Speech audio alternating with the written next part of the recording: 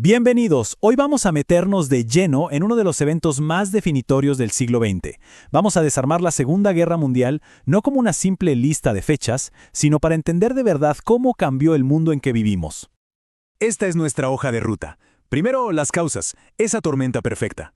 Luego, las dos grandes fases de la guerra, la ofensiva del eje y el contraataque aliado. Después, veremos las consecuencias, cómo quedó el mundo.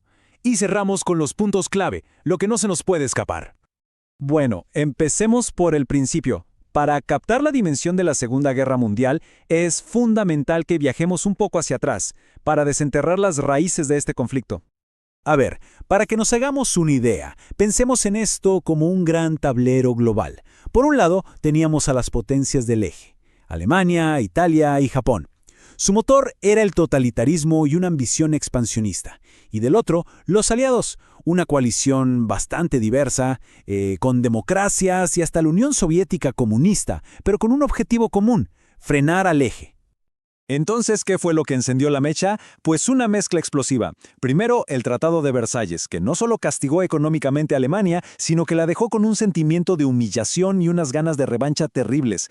A eso le sumamos una sociedad de naciones que, en la práctica, no pudo parar a nadie, y una crisis económica global que hizo que las ideas extremistas sonaran atractivas. La tormenta perfecta estaba servida. Ahora sí, pasamos a la acción. Vamos a ver el avance casi imparable de las potencias del eje. ¿Cómo es que lograron dominar casi toda Europa en tan poco tiempo? La respuesta está en una palabra que causó terror en todo el continente. El secreto del éxito alemán se llamó Blitzkrieg, la famosa guerra relámpago.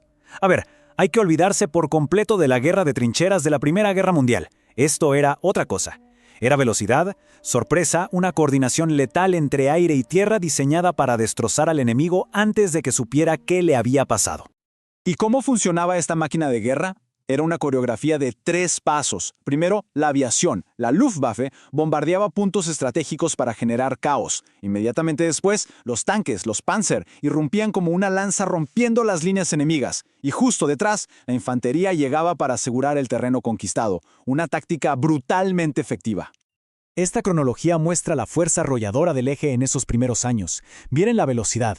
Polonia cae y empieza la guerra. Unos meses después, Francia, una potencia mundial, se rinde. Luego la invasión a la Unión Soviética y el ataque a Pearl Harbor, que terminaría despertando a un gigante dormido, Estados Unidos. En ese momento parecía que nada ni nadie podía detenerlos. Pero, como sabemos, ninguna dominación dura para siempre. A partir de 1942, el péndulo de la guerra empezó a moverse hacia el otro lado. Los aliados comenzaron a organizar la resistencia y, más importante, el contraataque. Aquí es donde la historia da un giro. Ese año, 1942, es el punto de quiebre. Es el momento en que la balanza que había estado tan inclinada hacia el eje empieza lenta pero firmemente a nivelarse y a cambiar de lado. El contraataque aliado estaba en marcha. ¿Y cómo lo lograron? Bueno, no fue con una, sino con varias victorias clave en frentes muy distintos. En el Pacífico, Midway fue un golpe durísimo para la flota japonesa. En el norte de África, los británicos frenaron al famoso zorro del desierto, Rommel, en el Alamein.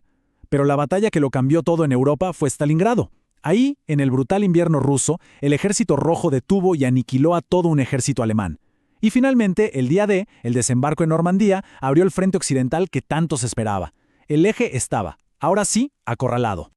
Esta fecha hay que grabársela a fuego. 6 de junio de 1944. El día D. El día en que miles de soldados aliados desembarcaron en las playas de Normandía para empezar la liberación de Europa. Fue sin duda el principio del fin para la Alemania nazi. Y un dato curioso que nunca está de más: Día D en realidad no es un nombre en clave, es un término militar genérico para el día en que empieza cualquier operación. Lo que pasa es que la operación de Normandía fue tan gigantesca, tan histórica, que se adueñó del término para siempre. La guerra terminó. Pero el silencio que vino después no fue de paz total. El mundo que emergió de las ruinas era un lugar completamente diferente. Un nuevo orden, con nuevos protagonistas, estaba naciendo. Y primero hay que hablar del costo. El costo humano es algo que cuesta hasta procesar. Estamos hablando de más de 55 millones de vidas perdidas. Y como se ve en el gráfico, la Unión Soviética sufrió las pérdidas más devastadoras. Un dato que, por cierto, ayuda a entender mucho de su política en las décadas que siguieron. Y nadie lo describió mejor que Winston Churchill con esta frase que pasó a la historia. Un telón de acero ha descendido sobre el continente. Europa, que había luchado junta contra un enemigo común, ahora quedaba partida en dos. La Guerra Fría ya estaba aquí. Entonces, ¿cuáles son las grandes consecuencias de este terremoto geopolítico? Pues el fin de la era de los imperios europeos, el nacimiento de dos superpotencias, Estados Unidos y la Unión Soviética, con dos sistemas opuestos, y con ellas una nueva era de tensión global, la Guerra Fría, que marcaría el resto del siglo XX. Muy bien, llegamos al final, al momento de la síntesis. Si tuviéramos que destilar todo esto en tres ideas fundamentales, en lo esencial que hay que recordar, ¿cuáles serían? Aquí están. Número 1. La causa. El Tratado de Versalles, esa paz que en realidad sembró las semillas de la siguiente guerra. 2. El punto de inflexión, Stalingrado, donde el avance nazi se congeló y empezó su larga retirada. Y 3. La gran consecuencia, el paso de un mundo con muchas potencias a uno bipolar, con dos gigantes enfrentados, Estados Unidos y la Unión Soviética. Y cerramos con una pregunta que queda flotando en el aire. Una vez derrotado el enemigo común, ¿era inevitable que los propios aliados terminaran enfrentados? ¿Estaba el mundo condenado a pasar de una guerra caliente a una guerra fría? Es una de esas grandes preguntas que nos deja la historia. Mentora Academias, tu futuro empieza aquí.